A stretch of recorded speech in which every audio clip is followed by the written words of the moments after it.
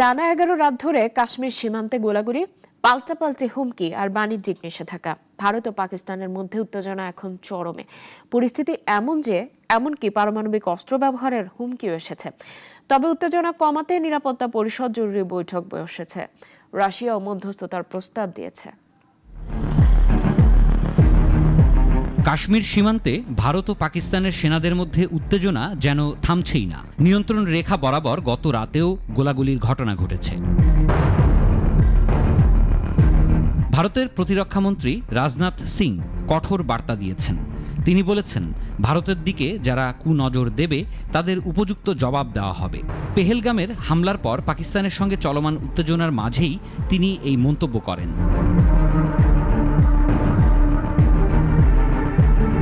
ভারত ও পাকিস্তানের মধ্যে চলমান উত্তেজনা নিয়ে আজ রুদ্ধদ্বার বৈঠকে বসেছে জাতিসংঘ নিরাপত্তা পরিষদ।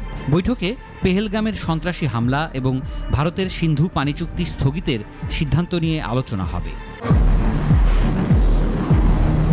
পরমাণু শক্তিধর দুই দেশের উত্তেজনা নিরসনে সহযোগিতার প্রস্তাব দিয়েছে রাশিয়া। রুশ পররাষ্ট্রমন্ত্রী সের্গেই লাভরভ পাকিস্তানের পররাষ্ট্রমন্ত্রী ইসহাক দারের সঙ্গে এ নিয়ে ফোনে কথা বলেছেন।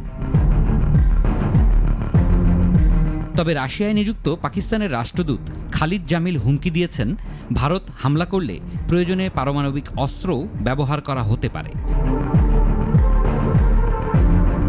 আগেই পাকিস্তান তাদের স্থল, সমুদ্র ও আকাশপথ দিয়ে ভারতের পণ্য পরিবহন নিষিদ্ধ করেছিল। এবার তৃতীয় কোনো দেশ থেকে পাকিস্তানের ওপর দিয়ে ভারতে পণ্য রপ্তানিতেও নিষেধাজ্ঞা দিয়েছে ইসলামাবাদ। সিরাজুম মনির শুভ, নাগরিক।